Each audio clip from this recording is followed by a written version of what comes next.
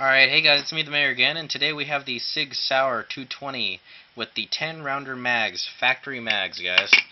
Now the one thing about these mags is that they seem to be nosediving. By nosediving, I'll show you here in a sec. Alright guys, what I mean by nosediving is when you load up the mag all the way to the 10 rounds, and it gets real stiff. It's really hard to load up, the rounds, on the 10th round especially. And when the bolt of the pistol comes back here, it'll push the back end, as if it's going down the chamber, but look, you have it, angled down, and it's really difficult to get through. I mean, look, I'm trying as hard as possible and I can't get it through. So let's go ahead and do a little, quick mag fix to see if we can fix that. And as a disclaimer, guys, remember that this fix seemed to work for me pretty well. Working for you, I don't know, but it seems to help me out pretty well, so I'm just going off of my own experience, guys. Alright, let's go ahead and get started with the fix. Alright guys, first things first, you want to take the, that little pin out on these mags, push down, you just slide it out. Now be careful, keep your thumb on it, because as you can see there's another floor plate right under here, and then you got your spring. So your spring comes out, and it's going to have a little section for your follower, which is stuck in here. Here's your follower. This is how it goes back together. The follower and the base plate match up like that. See, there we go. Now we're going to be modifying the bottom end of this spring so it'll, create a little bit less tension for those 45 rounds. Alright, first you're going to find the end of the spring. Now remember, not the small area of the spring. You want the rear part of the spring. Now you see this little notch right here? You're going to compress it down and it'll meet up with the other wire right there. That's where you're going to mark it to cut it with your wire cutters, right there at that little section. So you just mark it, you get your wire cutters, let's see, you come over here and you just mark it and you cut it right there. Alright, now that you can see I can cut it, it was a little bit, crude there, but it got the job done. So let's go ahead and now do our final step, which is bending that little piece at the end. Where is it? Here we go. This piece, to get it straight and flush for the bottom of the magazine.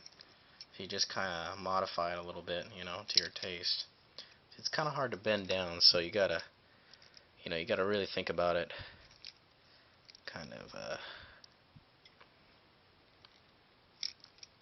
Alrighty, there we go. Here we go. You see how it looks exactly like your other part. There we go, like that. It looks exactly like your other part, but you're cutting off one coil. That's it. One single coil. If you cut off any more than that, you might, have reliability issues with your mags. I mean, if you already have reliability issues, it wouldn't hurt to do this. But I will tell you what, it's helped me out. And it's a lot easier to get that 10th round in. And on top of that, it feeds in my pistol better, and it won't nosedive. So, let's go ahead and try it out. Alright, now to put it all together, here we go, line up the follower, show it in through the bottom, slide it up, matches up pretty well. Now with the floor plate, this is the fun tricky part. Lay it flat like that, push down, and it just sits on the outside, you see? Sits right on the outside, and then you slide on your little floor end of the floor plate, because you have like a floor plate keeper and a floor plate itself. Alright, here we go, and it should just snap in. Boom. Right there. Alright, we're ready to load it up. Alright, here's number 9. Still a little tough, but it's not as bad as it was. And number 10. Alright, well, it still nosedives slightly, but look, it comes right back up. And if I push hard enough with my finger, it will come out.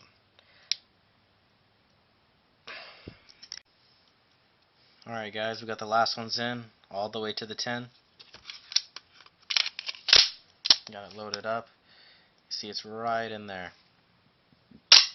Your chamber one. See, it's perfectly aligned with the chamber. So you're good to go. Alrighty guys, well, that's the Mayor, and definitely,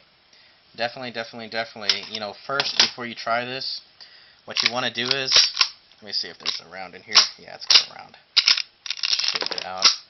Alright, I mean, definitely, Before you do this, you want to clean out your mags first. You know, take your mags apart, clean them out. It might just be, you know, a really heavy cleaning, you know, is needed on the mags. Other than that, you know, it could be just mag construction or how long you've had them. You know, the springs might be really worn out, or it could just be, you know, just the brand. I mean, these are factory SIG mags, and they're doing that. I know the factory 8 rounders aren't as bad, but the factory 10 rounders, for some strange reason, they do it, you know, quite often in my weapon. So, you know, I noticed that this actually does help, you know, with the feeding, and I will definitely have a range report of this, you know, in the near time future, so that way y'all guys can see, you know, how a 220 operates, how it shoots.